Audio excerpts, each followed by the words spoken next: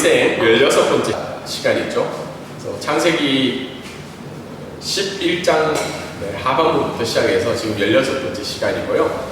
우리의 이름을 바꾸시는 하나님이라는 말씀의 제목을 가지고 오늘 말씀을 전하도록 하겠습니다.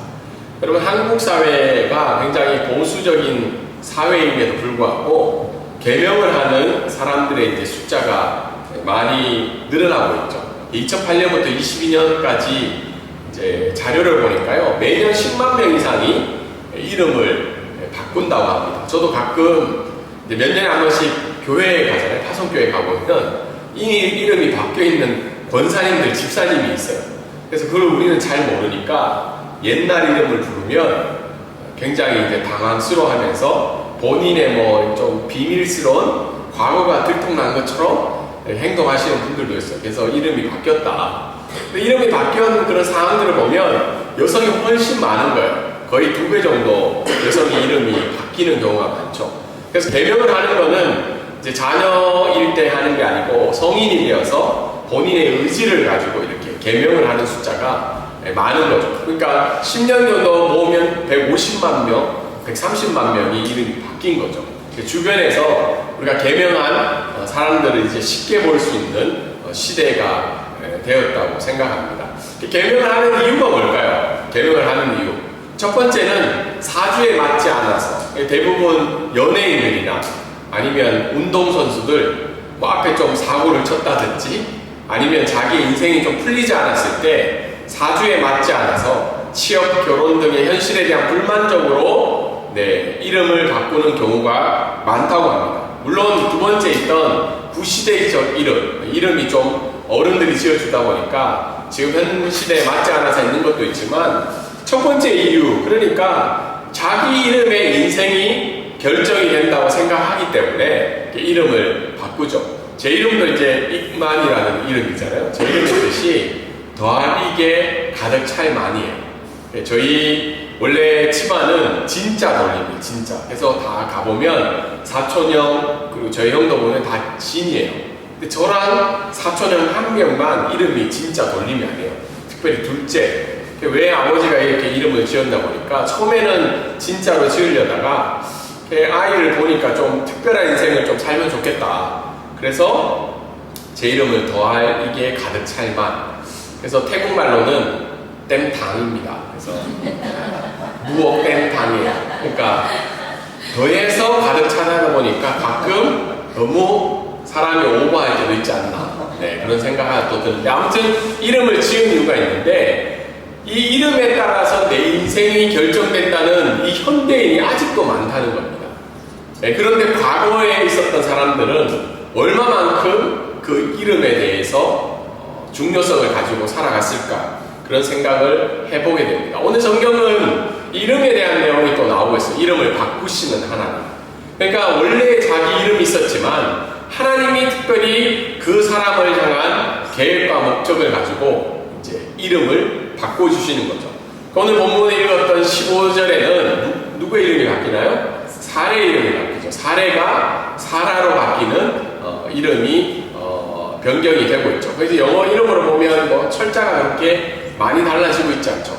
그 17장 5절에 보면 또 한 사람이 미리 이름이 바뀌었어요. 뭐죠? 누구죠? 아브라함이 아브라함으로 바뀌는, 하나님이 이름을 바꾸시는 내용이 나타나고 있습니다. 아무튼 오늘 본문의 내용은 이름을 바꾸시는 하나님에 대한 본문의 내용이 나타나고 있습니다. 오늘 읽은 말씀을 통해서 한 2가지 정도를 우리가 살펴보기를 원하는데요. 첫 번째, 우리가 한번 읽어볼까요? 한 목소리로. 자, 시작. 우리는 복을 주시기 위해 이름을 바꾸시는 하나님을 믿어야 합니다. 라고 나와 있죠. 복을 주시기 위해서 하나님의 이름을 바꾸시고 있다는 겁니다. 사례의 이름을 오늘 바꾸시는 하나님이 나오고 있죠. 사례라는 이름은 원래는 여왕이라는 이름을 가지고 있다고 합니다. 여왕. 여왕이라는 뜻이 있는데, 이 사라라는 이름은 뭐죠? 민족의 어머니. 똑같이 여왕이라는 이름을 가지고 있는데, 첫 번째 사례의 이름의 의미는 그 아브라함의 여왕이라는 뜻이에요. 그런데 사라로 바뀌었을 때는 뭐죠? 아브라함을 넘어서서, 개인을 넘어서서 이 모든 민족의, 많은 민족의 어머니로 삼겠다는 하나님의 계획이 있었던 거죠. 근데 그 이름을 바꾸시는 이유가 뭐예요? 복을 주시기 위해서. 복을. 다르게 이야기해서는 복을 주시는 이유가 뭐예요? 많은 민족의 어머니가 되기 위해서 사라의 이름을 바꾸고 있죠. 사라로. 근데 이 얘기를 들었을 때 아브라함의 반응이 어떻게 나오고 있나요? 아브라함 반응. 사실 우리가 계속 아브라함을 11장 이후부터 보고 있는데 아브라함의 신앙은 계속 냉온탕이 바뀌어가고 있어요. 어쩔 때는 온탕에 있어서 하나님 앞에 뭔가를 하는 것처럼 고백하고 있는데 또 바로 뒷장면에는 냉탕인 신앙이 나오고 있어요. 근데 아브라함의 반응이 여기서는 또 냉탕으로 나오죠.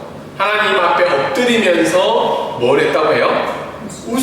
웃었다고 하죠. 그래서 물론 성경학자들 가운데 일부 성경학자는 그 웃음이 하나님 앞에 믿음의 고백이었다고 합니다. 아, 하나님이 이렇게 사라를 통해서 이삭을 태어나게 해주실 거라는 그 믿음 앞에 긍정적인 웃음이라고 하는데, 근데 대다수의 학자들은 이 웃음은 비웃음이라고 해요.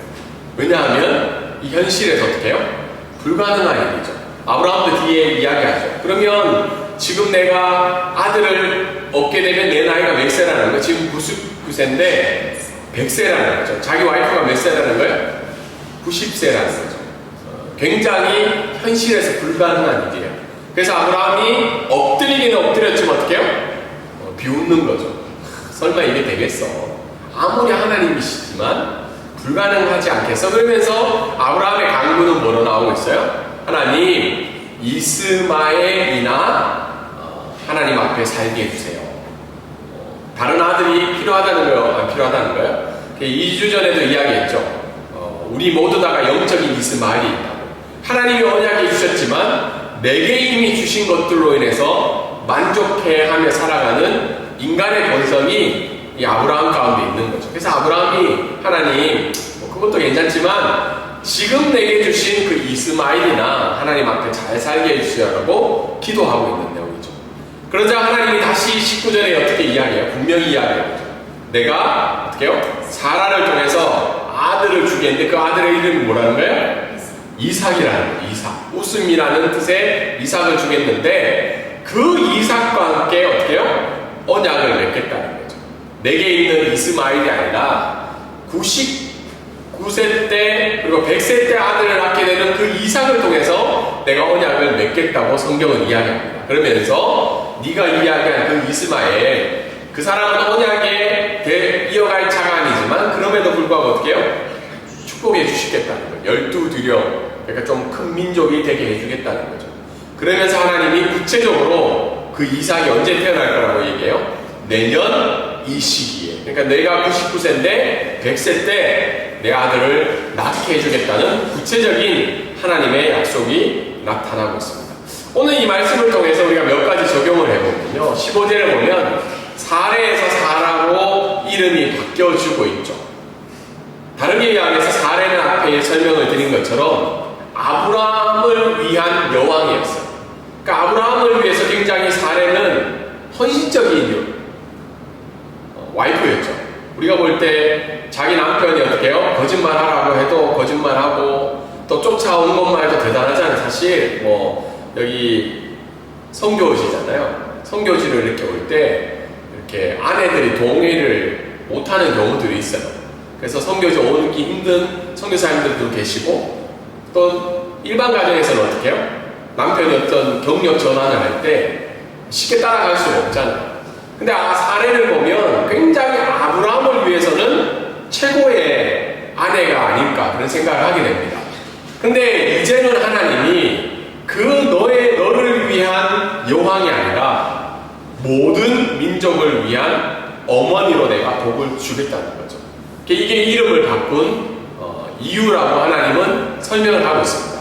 또 다르게 이야기하면 이 사례가 겪고 있던 아픔은 뭐였나요? 수치를 당하고 있었죠.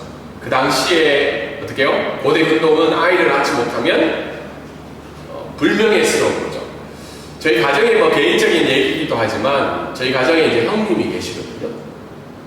형이 결혼을 했는데 5년이 됐는데 자녀를 못 가졌어요. 그래서 저희가 6년째 되는 해에 제가 결혼하니까 형수님이 굉장히 마음이 힘든 거예요. 왜냐하면 저희가 이제 고향이 또 대구 쪽이다 보니까 어때요? 아니 뭐 요즘 뭐 편하게 살아라 이게 아니라 형수님의 아버지 어머니도 걱정이 많은 거예요.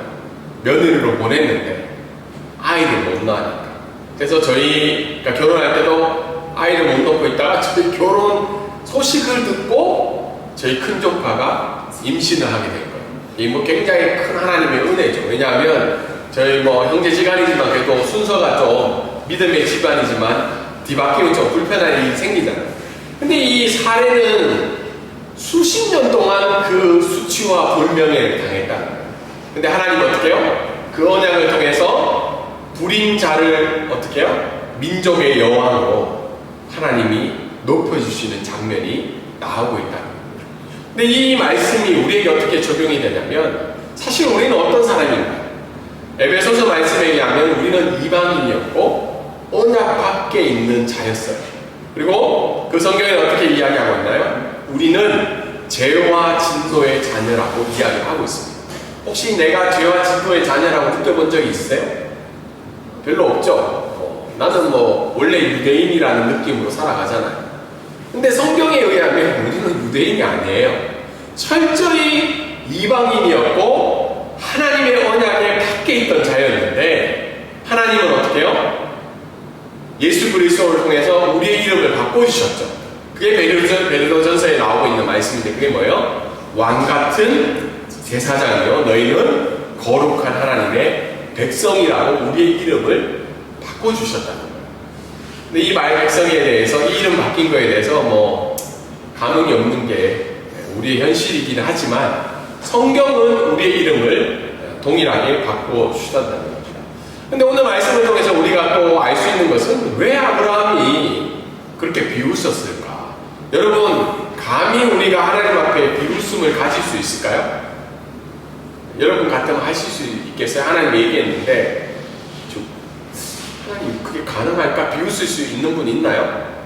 없잖아요. 그런데 우리의 현실의 믿음 상황 가운데는 우리도 비웃고 있다는 거예요. 그게 뭐냐면 우리의 우상과 자기 신화가 우리의 삶을 지배할 때가 많다는 겁니다. 다르게 얘기해서 내 생각과 내 계획에서 어긋나는 일들을 하나님의 말씀을 통해서 우리가 도전을 받았을 때 우리는 그 하나님의 말씀 앞에 동일하게 아브라함처럼 비웃음을 가질 때가 있다는 거예요.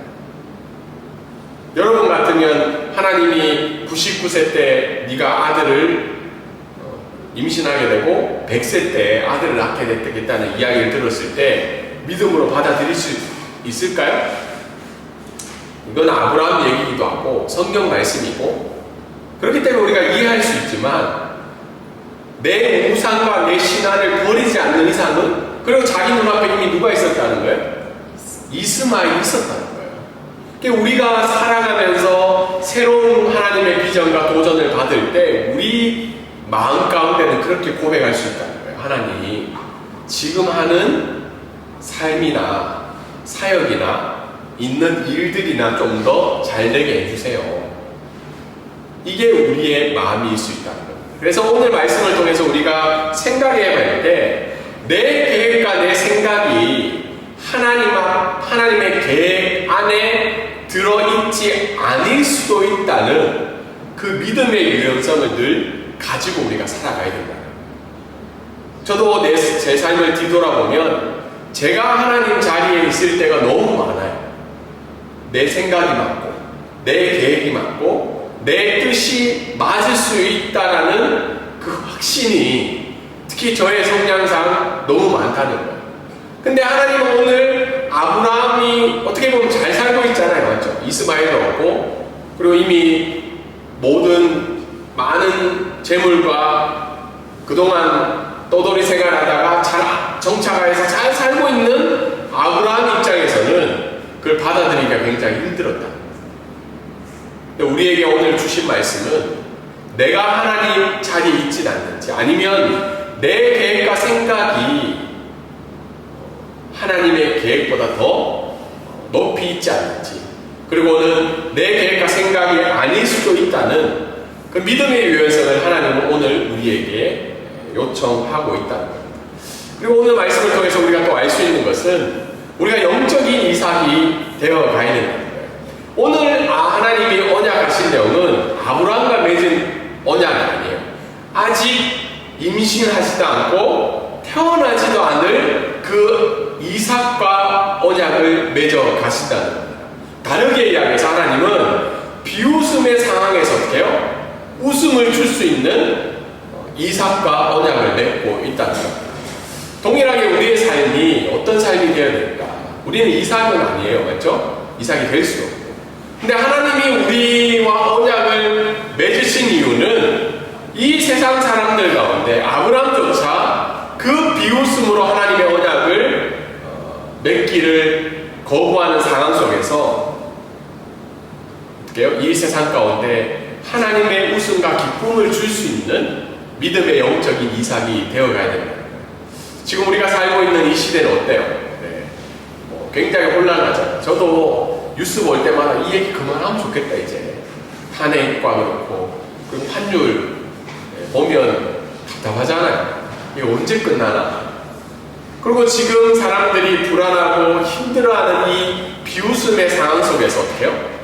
우리 자신이 하나님 앞에 언약에 감사하면서 하나님에게 주변 사람들에게 기쁨을 줄 수 있는 믿음의 영적인 이삭이 되어야 한다는 겁니다.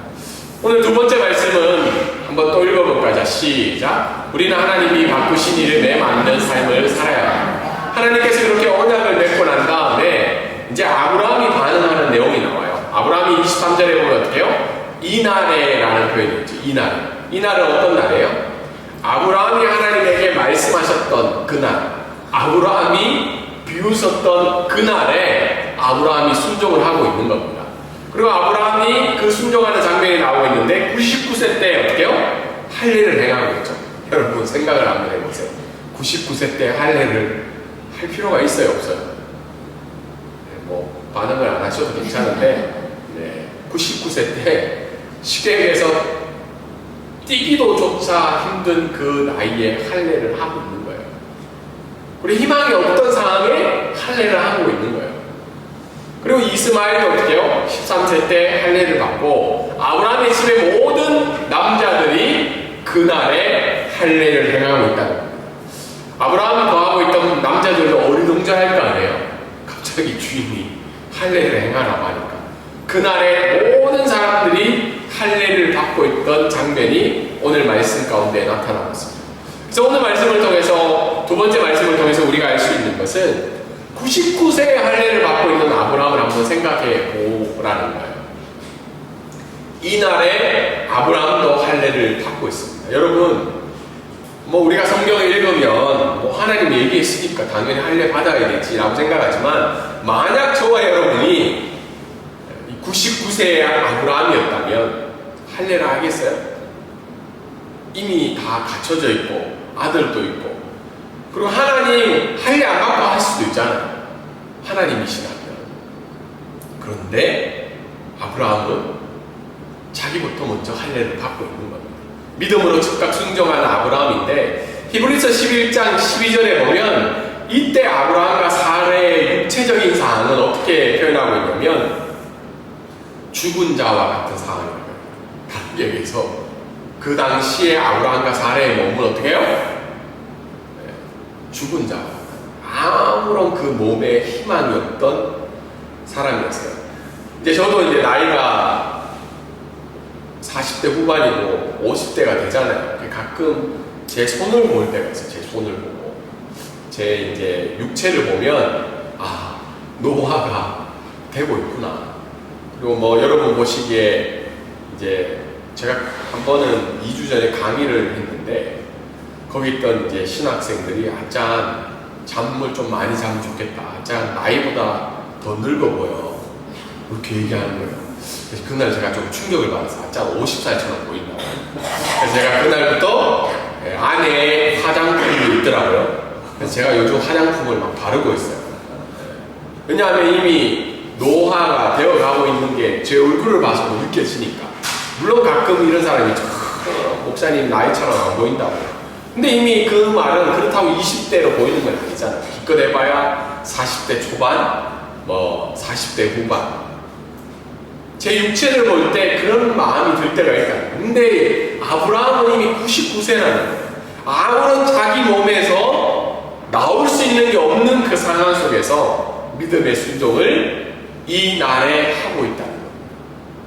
근데 우리의 말씀 오늘 통해서 볼 수 있는 것은 우리는 믿음의 순종을 미루고 있지 않는가라는 생각을 할 때가 있어요. 여러분이 말씀을 읽을 때, 여러분 삶 가운데 기도할 때, 하나님의 어떤 상황을 통해서 이야기하고 계실 때 할례받고 싶지 않은 마음이 우리 가운데 있다는 거예요. 그런데 오늘 하나님 이 말씀을 통해서 내가 너희와 언약을 하고 내가 너희의 인생을 이끌어가고 있을 때 우리도 동일하게 99세의 할례를 해야 하는 그 믿음의 모습을 가져야 한다고 생각하고 있습니다. 그리고 오늘 말씀을 통해서 또 알 수 있는 것은 빈들에서 먹을 때 그것이 하나님의 때라는 겁니다. 사실은 여러분 사라가 그때 89세고 아이를 낳아야 될 때 90세면 이미 어떻게 해요? 폐경이 온 시점이 있죠.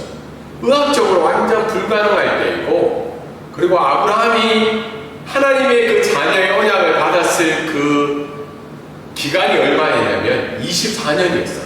그러니까 언약을 받았고 그 나이대가 24년이면 이제는 어떻게 해요? 포기할 때예요.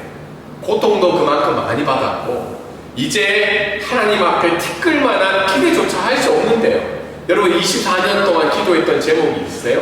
혹시 24년 동안? 아직 뭐 24살도 안 된 사람도 있고, 저는 기도를 한 제목을 가지고 좀 부끄러운 고백이지만 1년 이상 한 적이 없어요. 그래서 좀 뭐 응답을 받든지 아니면 그걸 그냥 포기하죠. 하나님이 들어주시지 않을 거야. 이만큼 기도했는데 보통 쉽게 그 생각을 멈추는 편인데, 하나님이 여러 번 동안 그 언약을 이야기하셨잖아요. 제가 세월을 보니까 한 5번 이상을 한 것 같아요. 지금까지 오는 동안, 24년 동안. 그리고 잊을만 하면 어떻게 해요? 나타나셔서 얘기하시고. 그 24년 동안 자녀의 문제로 고통받고 이제는 포기한 그때 하나님이 구체적으로 얘기하시는 거예요. 어떻게 해요? 내년에 네가 아들을 가지게 될 거다. 그랬을 때 저는 아브라함이 비웃는 장면이 이해가 돼요. 저는 아브라함을 막 비난하고 싶지 않거든요. 어떻게 하나님 앞에 비웃을 수 있지? 근데 만약에 우리가 24년 동안 이 문제를 겪고 있었으면 비웃지 않았을까요? 아니면 비웃음보다 오히려 더 어떻게 해요? 그만하시라고 이제 몇 번 이야기하셔서 그만하실 때 되지 않았을까요? 라고 하나님 앞에 반문할 수 있는 저희들의 심령이지만, 근데 하나님은 어떻게 해요? 그 빈들에서 하나님의 때를 이야기를 하고 있는 거예요. 네가 99세이고 네가 100세이지만 내가 그 언약을 이삭을 통해서 이루겠다는 거예요. 그래서 여러분들 삶들 가운데 빈들이 누군가는 다 있어요. 그게 어떤 상황 각자가 다 틀려요. 각자의 빈들이. 그게 자녀의 문제일지, 가정의 문제일지, 직업의 문제일지, 또 우리가 앞으로 살아가는 인생 가운데 각자의 빈들이 있다는 겁니다. 그때 하나님 앞에 어떻게 해요? 하나님의 때를 구하고 하나님이 이루어 가야 할 때임을 성경은 여러 인물을 통해서 계속해서 보여주고 있다는 겁니다. 그리고 마지막으로 우리가 이 말씀을 통해서 알 수 있는 것은 언약을 이루어 가신 하나님의 역사를 바라보라는 거예요. 24년 동안 아브라함은 순간순간 그 언약을 잊으며 살아갈 때가 있었지만 하나님은 단 한 번도 그 언약을 잊지 않으시고 그 역사를 이루어 가고 있다는 거예요. 제가 지난주에 뜻하지 않게 갑자기 지도 교수님이 연락이 오셔가지고, 박사 넘은 지도 교수님이 자기 방콕에 오는데 잠깐 볼 수 있냐고. 또 지도 교수님이 얘기하니까 안 갈 수가 없잖아요. 그래서 시간 조절해서 갔는데 그분이 이렇게 페이스북에 글을 적었어요. 성교는 우리 개인이 하는 것처럼 보이지만 성교는 하나님의 성교에 우리가 동참하는 거지, 우리가 그 일에 대해서 내가 잘하고 못하고에 따라서 하나님의 성교가 바뀌지 않는다. 그래서 이런 글을 적으셨다. 하나님의 역사는 한강의 물과 같습니다. 물길을 따라 엄청난 양의 물이 멈춘 듯 흐르고 있는 것처럼 우리는 눈에 보이지만 어때요? 하나님은 한강은 길을 내고 곡식을 키우고 동물을 먹이고 서울 시민에게 어때요? 물을 공급하고 있다는 거예요. 그런데 우리가 하고 있는 이 노력과 애씀은 그 한강물에 나눌 수 있는 한 바가지의 물과 같다는 거예요. 우리의 인생이 그렇다는 거예요. 하나님의 역사에 우리의 인생의 노력과 수고는 한 바가지의 물과 같다. 그랬을 때 우리가 오늘 아브라함의 일생을 통해서 계속 봐야 될 것은 하나님이 계속해서 아브라함을 통해서 어떻게요? 그 역사를 이루어 가고 계신다. 그래서 믿음이 힘들고 우리의 삶이 지칠 때마다 우리가 바라봐야 될 것은 무엇이라는 거예요? 나의 노력과 나의 한 바가지의 물이 아니라 지금도 역사하고 계시는 하나님의 믿음의 역사를 바라보라는 거예요. 오늘 두 분이 오셔서 이 태국교회 상황을 들으셨잖아요. 이런 교회가 있다는 걸 잘 못 보셨죠? 네. 이게 하나님의 역사라는 거예요. 우리 눈에 보이기에는 우리의 애씀과 노력으로 이 일들이 이루어가는 것처럼 보이지만 하나님은 지금도 하나님이 세우신 이 모든 민족과 백성들을 통해서 하나님의 일을 이루어 가시고 있다는 겁니다. 하물며 우리 개인의 역사는 어떨까요? 개인의 삶도 동일하게 내가 가지고 있는 노력과 애씀으로 내 인생이 이끌어지는 것이 아니라 헤세드의 하나님, 인자하시고 영원하시고 진실하신 그 하나님의 언약의 약속이 오늘도 저와 여러분을 이끌어가고 있음을 믿고 이 한 주도 살아가시는 저와 여러분이 되기를 주님의 이름으로 소망합니다. 말씀을 적용하면 동일하게 예수 그리스도로 인해서 우리에게 복을 주시기 위해서 우리의 이름을 바꾸신 그 하나님을 믿고 주변에 있는 모든 사람들에게 기쁨이 될 수 있는, 소망을 줄 수 있는, 참된 행복을 줄 수 있는 영적인 이상의 삶을 살기를 주님의 이름으로 소망합니다. 동일하게 또한 내 삶을 이끌어가시는 그 하나님의 역사를 바라보며 그 하나님의 말씀 앞에 내 눈에 보이는 99세의 할례를 받아야 되는 그 상황이라 할지라도 그 상황 속에서 즉각적으로 믿음의 순종을 하며 그 하나님의 역사에 동참하는 저와 여러분이 되기를 주님의 이름으로 소망합니다.